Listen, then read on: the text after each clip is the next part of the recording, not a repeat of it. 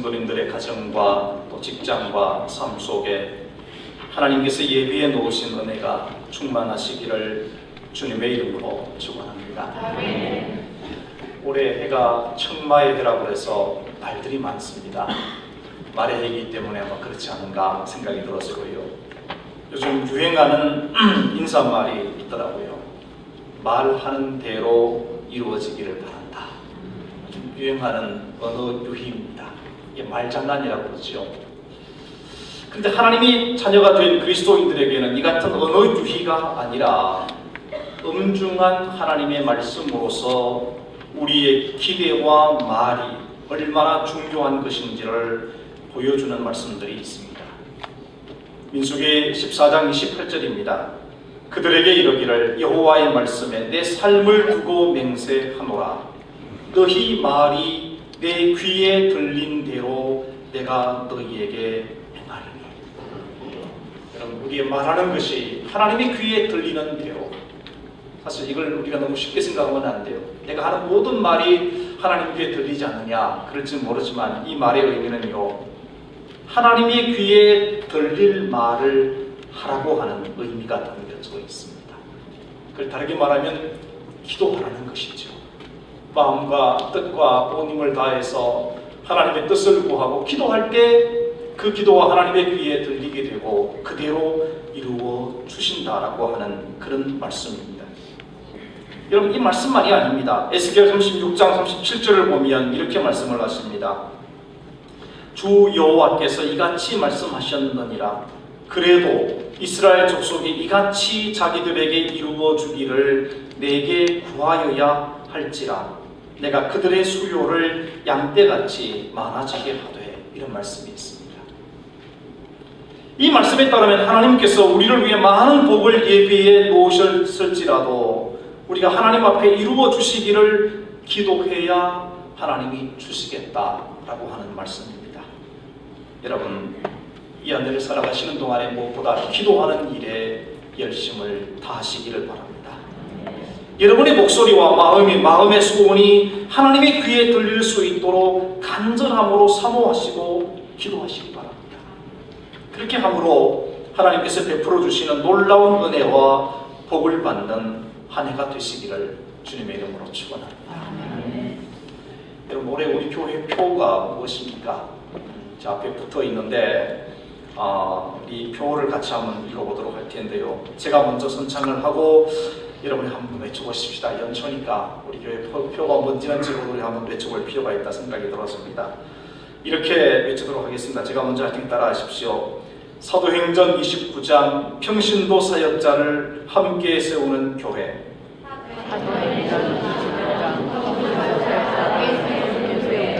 제가 너무 들었나요? 잘못한 것 같습니다. 같이 한번 해보도록 하겠습니다. 사도행전 29장 평신도 사역자와 함께 세우는 교회. 그렇습니다. 올해 우리 교회 표는 여러분과 저와 함께 교회를 세워나가는 것이 우리 교회의 비전이고 또 교회이기도 합니다. 우린 지난 한 해 동안 사도행전 교회를 꿈꾸는 일에 열심을 다했습니다. 이제 더 나아가서 그 사도행전 교회의 목회를 본받아서 목회 행정을 이루는 것이 우리의 목표입니다. 우리 모두는 교회와 또 목회를 위한 일꾼이 되시기를 바랍니다. 평신도 사역자로서 교회를 세우는 목회에 동력하는 그런 꿈을 가슴에 다 품게 되기를 바랍니다. 아마 여러분 가운데서는 평신도 사역자라는 말이나 목회에 동력한다는 말이 굉장히 어색하게 들리시는 분들이 계실 수도 있겠습니다. 그런데 오늘 제가 드리는 말씀을 분명히 이해하고 나면 왜 모든 성도들이 평신도 사역자로서 또 목회 동력자로서 함께 일해야 하는가, 그 이유를 분명히 알게 될 것입니다. 여러분, 우리는 지금 대한민국의 국민으로서 국가로부터 주어진 권리와 책임을 가지고 이 땅을 살아가고 있습니다. 국가를 위해서 각 개인이 해야 되는 중요한 의무 가운데 여러분 어릴 때부터 배워왔죠. 세 가지 의무가 있다고 했습니다. 납세와 병력과 교육의 의무를 지고 살아간다. 그뿐만이겠습니까? 이 나라의 법을 준수해야 되는 책임이 우리에게 있는 것은 물론이고 사회적인 문제에 대해서도 함께 고민하고 책임을 지고 살아가야 합니다. 동시에 우리는 국가로부터 개인의 기초적인 생존권을 보호받을 수 있는 권리와 국가가 시행하는 여러 가지 일에 지원할 수 있는 권리를 가지고 있습니다.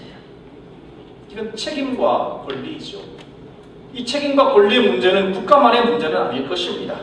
모든 단체와 모임을 유지하는 일에 꼭 필요한 일이기로 하는 것입니다. 마치 권리와 책임은 새에 비유한다면 두 날개와도 같다고 생각합니다. 한쪽 날개로 날아갈 수 없는 것이죠. 책임과 의무라고는 두 날개가 함께 움직일 때 그 새는 잘 날아갈 수 있게 되는 것입니다. 신앙생활에 있어서도 이 같은 원리는 그대로 적용됩니다. 하나님의 백성으로 부름받은 우리가 그 부여받은 특권과 그것을 누리기 위해 감당해야 되는 책임과 의무를 지고 있습니다. 그렇다면 오늘 우리 그리스도인 혹은 성도라는 말의 의미가 무엇이며 성도에게 주어진 특권과 책임은 또 무엇입니까? 첫 번째로요, 성도가 누구인지 우리는 분명히 알 필요가 있습니다. 오늘 봉독한 본문의 말씀을 보면 베드로는 예수 그리스도를 믿는 모든 성도들에게 성도가 누구인가를 분명하게 가르쳐 주고 있습니다. 너희는 택하신 족속이요 왕같은 제사장이요 거룩한 나라요 그의 소유가 된 백성이다. 아주 명확하게 우리에게 설명을 해주고 있습니다. 이미 구약에서도 성도를 같은 의미로 선포를 해줍니다. 출애굽기 19장 5절 6절은 이렇게 말씀을 하십니다. 세계가 다 내게 속하였나니 너희가 내 말을 잘 듣고 언약을 지키면 너희는 열국 중에 내 소유가 되겠고 너희가 내게 대하여 제사장 나라가 되며 거룩한 백성이 되리라. 어쩌면 베드로의 이 가르침과 구약 성경이 선포하고 있는 말씀이 너무나 일치하고 있지 않습니까? 우리는 이 말씀들 속에서 성도가 누구인지를 분명하게 깨닫게 됩니다. 이는 곧 우리 그리스도인들의 신분과 자존심과 또 정체성과 존재감을 뜻하는 말씀이기도 한 것입니다. 첫 번째로 성도는 택하신 족속입니다. 오늘 이사야 43장 1절 보면 이렇게 말씀을 합니다. 나는 너희 중에 행하여 너희의 하나님이 되고 너희는 내 백성이 될 것입니다. 내가 너를 구속하였고 내가 너를 지명하여 불렀나니 너는 내 것이다. 분명히 하나님의 뜻이라고 하는 이 선포가 하나님 말씀 가운데 있습니다. 오늘 우리가 하나님의 백성이 된 것은 우연한 일이 결코 아닙니다. 하나님께서 우리를 지명하여 부르시고 우리를 하나님의 거룩한 백성이라고 선포해 주고 있습니다. 세계 많은 족속들이 있었지만 아브라함과 그의 후손들이 하나님 백성으로 선택을 받았습니다. 그들은 지금도 이 하나님의 선택을 받은 선민이라고 하는 이 의식에 굉장한 자부심을 가지고 살아가고 있습니다. 마치 세상에는 자기들밖에 없는 것처럼 그런 자부심으로 그들은 살아가고 있죠. 이처럼 선택을 받고 시민권을 얻었다는 것은 굉장히 중요한 일입니다. 여러분, 이 땅에 살아가는 사람들도요, 이 땅의 시민권을 얻는 일이 그리 쉬운 일이 아닙니다. 물론 저와 여러분은 이 땅에서 태어났기 때문에 다 쉽게 대한민국의 시민권을 얻었습니다마는 수많은 외국의 거류자들이 이 땅에 와서 영주권과 시민권을 얻기 위해서 얼마나 애쓰는지 모릅니다. 시민권을 얻지 못한 사람은 여전히 불법 체류자로 살아가기도 하고요. 외국이 아니라 우리의 동족이지만 중국에서 살다가 고국으로 온 많은 사람들이 시민권을 얻기가 그리 쉬운 일이 결코 아닙니다. 오랜 시간이 필요하고 과정이 필요한 것입니다. 한 나라의 시민권을 얻는다는 것이 왜 그렇게 어렵습니까? 이유가 있습니다. 시민권을 얻는 순간 국가가 그 사람을 책임져 줘야 하기 때문에 시민권을 함부로 주지 않는 것입니다. 미국의 남북전쟁이 한참일 때 한 농부가 꾀를 냈습니다. 어떻게 하면 이 전쟁통에서 살아남을 수 있을까 생각을 했죠. 그래서 생각하기를 너무 얄팍한 생각을 냈습니다. 상의는 윗도리는 북군의 옷을 입고 또 바지는 남군의 옷을 입었습니다. 혹시 전쟁이 벌어져서 어느 편이 우세하면 한쪽 옷을 벗어버리면 그런 북군이 되든지 남군이 될 것 같다, 이런 생각을 했는데 마침 그 지역에 전쟁이 벌어졌을 때 그는 죽고 말았습니다. 왜냐하면 양쪽에서 다 공격을 했습니다. 저 사람이 북군인지 남군인지 알 수 없으니까 북군 입장에서 볼 때는 남군으로 보였고 또 남군 입장에서는 북군으로 보였기 때문에 곧바로 사격을 했다는 것이죠. 여러분, 소속이 분명하지 않으면 그 사람의 위치가 분명하지 않습니다. 오늘 예수 믿는 사람으로서 흔히 그런 말을 합니다. 한 발은 교회 안에, 한 발은 세상에. 그건 분명하지 않는 소속입니다. 그래서는 안 돼요. 우리 분명하게 예수 믿는 사람으로서 난 그리스도인이라고 하는 자기 고백을 할 수 있어야 합니다. 이 소속감이에요. 오늘 우리 이 땅에 살고 있지만 동시에 하늘의 시민권을 가지고 살아가는 사람들입니다. 바울은 빌립보서 3장 20절에서 이렇게 선포를 했습니다. 그러나 우리의 시민권은 하늘에 있는지라 거기로부터 구원하는 자 곧 주 예수 그리스도를 기다리노니. 여러분, 사도 바울이 시민권을 가지지 못한 사람이 아니었습니다. 바울 당시에 로마의 시민권을 갖는다는 것은 굉장한 특권이었습니다. 그가 어떤 죄를 지었든지 간에 재판을 하지 않고는 벌을 받지 않는 그런 권리가 로마의 시민권을 가진 사람에게 주어졌습니다. 여러분, 로마 시내에 로마 시민의 숫자보다 노예의 숫자가 5배가 훨씬 많았기 때문에 훨씬 많은 사람들이, 대부분의 사람들이 시민권을 갖지 못했습니다. 근데 바울은 그 시민권을 가지고 있었어요. 그렇지만 그는 말하기를 나의 진정한 시민권은 하늘에 있다. 하나님께 속한 것이야말로 진정한 나의 삶의 근거고 의미다. 그런 고백을 했던 것입니다. 그래서 많은 사람들이 로마 시민권을 얻기 위해서 그들은요, 돈을 내고 시민권을 사는 그런 일들이 벌어지기도 했던 거죠. 그러나 하나님은 오직 은혜로서 아무런 공로 없는 우리를 택한 족속으로 삼아 주신 것입니다. 로마서 5장 8절은 이렇게 말씀을 하십니다. 우리가 아직 죄인 되었을 때 그리스도께서 우리를 위하여 죽으심으로 하나님께서 우리에 대한 자기의 사랑을 확정하셨느니라. 오늘 우리가 하나님의 택한 족속이 되었다는 것은 엄청난 사건입니다. 왜냐하면 하나님께 택함받은 우리를 그 누구도 주님의 손에서 빼앗을 자가 없기 때문입니다. 요한복음 10장 29절입니다. 그들을 주신 내 아버지는 만물보다 크심에 아무도 아버지 손에서 빼앗을 수 없느니라. 여러분, 이와 같이 성도는 하나님의 택함을 받은 사람이며 특별하신 하나님의 보호를 받게 된 특권을 가진 존재가 된 것입니다.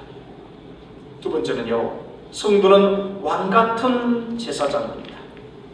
성도의 또 하나의 신분은 왕같은 제사장이라는 것입니다. 우리가 하늘의 시민권을 가졌다고 하더라도 그 모든 것이 해결되는 것은 아닙니다.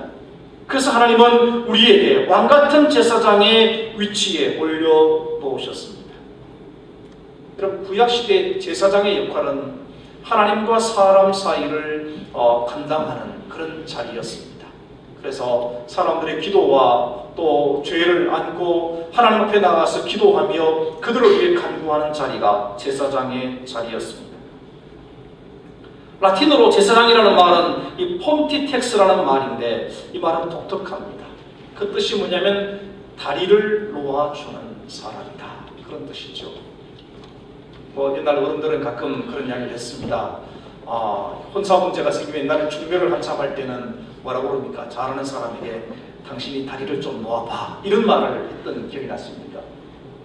다리를 놓는다는 것은 양쪽을 다 알고 양쪽의 사람들이 연결되도록 만들어주는 사람을 다리를 놓는 사람이라고 합니다. 하나님은 오늘 우리를 왕같은 제사장으로 부르신 것은 바로 이 역할을 맡겨주기 위해서 부르셨다는 거예요. 하나님을 알지 못하는 사람 사이에 있어서 하나님과 연결시켜주는, 다리를 놓아주는 사람이 되게 하신 것입니다. 그런데 이 제사장의 직분이 특별히 왕같은 제사장이다라는 말을 사용했습니다.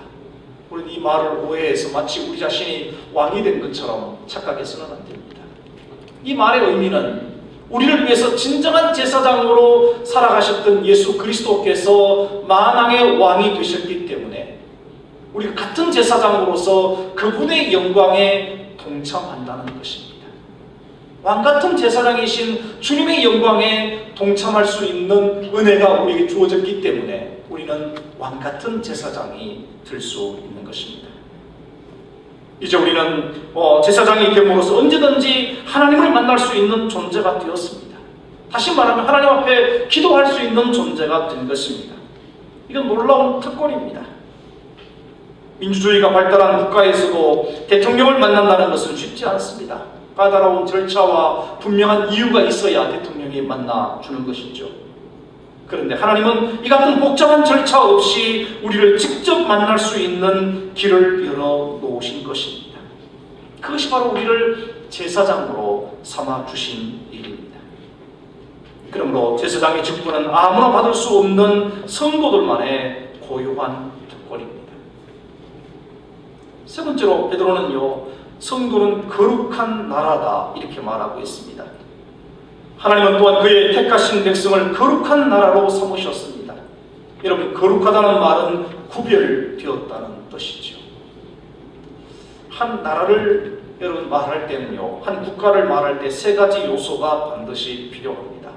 그건 국가와 또 국토와 백성과 주권입니다. 무엇보다 통치권과 주권이 없으면 나라일 수 없습니다. 거룩한 나라가 어떤 나라입니까? 하나님의 통치권이 이루어지는 나라입니다. 하나님의 말씀에 따라 살아가는 나라로서 악한 권세가 지배하는 나라와는 구분되는 나라. 그래서 거룩한 나라가 되는 것이죠. 그러므로 거룩한 나라는 악의 세력이 넘볼 수 없고 침범할 수 없는 그런 나라입니다.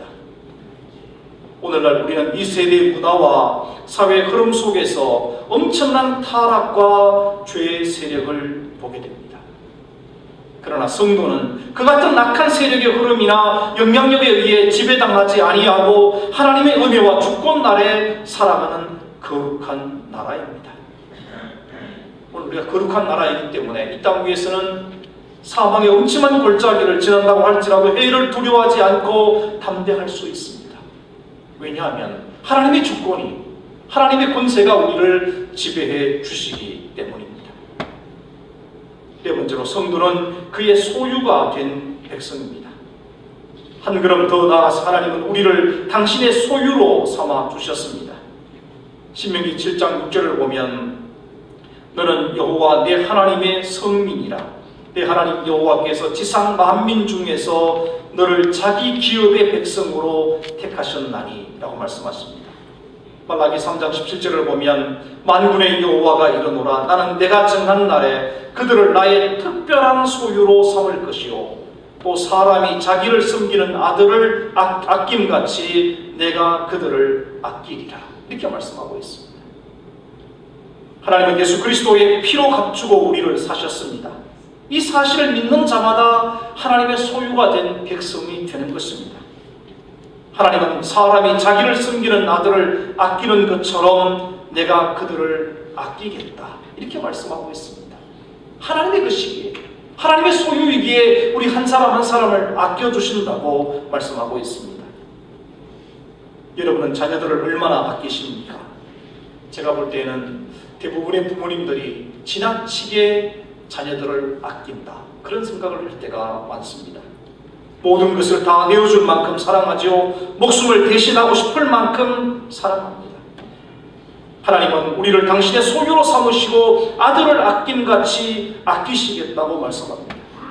그런 점에서 우리가 하나님의 소유가 된 것은 축복이며 특권입니다.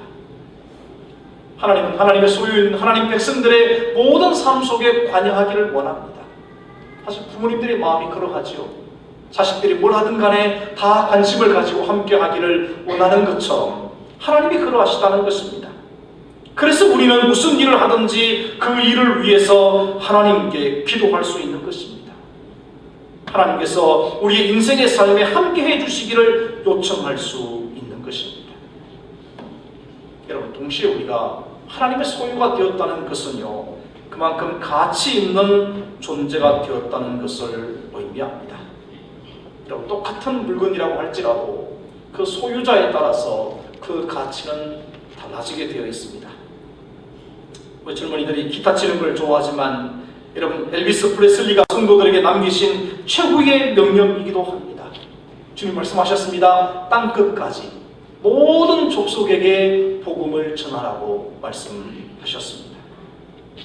세 번째로, 성도들은 왕같은 제사장으로서 주님의 몸된 교회를, 여러분, 하나님의 목회 사역의 동력자가 되어져야 합니다.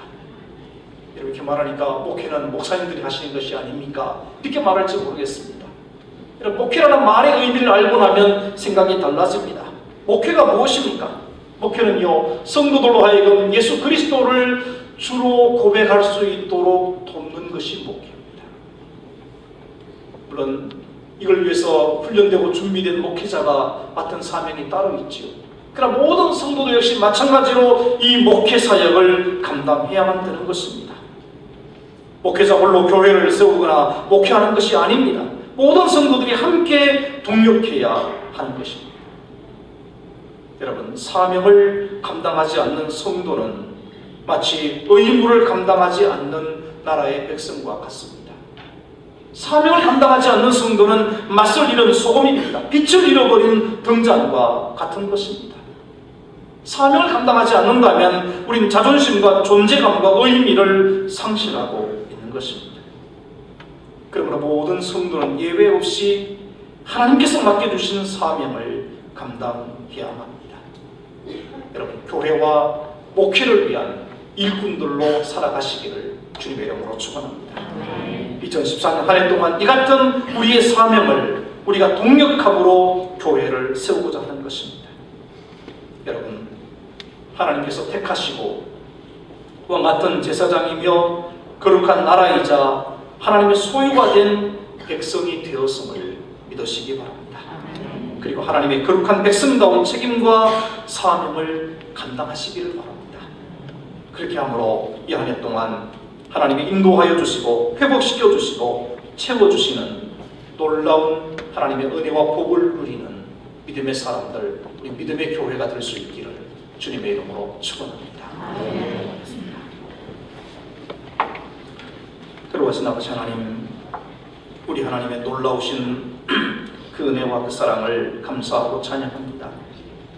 우리를 불러서 택하신 족속이요, 왕같은 제사장이요, 거룩한 나라요, 하나님의 소유가 된 백성으로 삼아주신 이 놀라운 은혜와 사랑을 감사합니다. 오 주님, 이와 같은 하나님의 거룩한 은혜를 우리가 믿음으로 받고 이 거룩한 자존심과 존재감을 가지고 이 땅을 살아갈 수 있도록 우리를 도와주시옵소서. 우리의 삶의 자리가 어디 있든지 간에 바로 그곳에서 제사장의 역할을 감당하게 도와주시고, 특별히 주의 몸된 교회를 세우는 일을 위해 함께 동력하는 귀한 한 해가 될 수 있도록 저희를 주장하여 주옵소서. 예수님 거룩하신 이름으로 기도하옵나이다. 아멘. 우리 함께 말씀을 생각하면서 찬송하도록 하겠습니다. 315장 찬송입니다.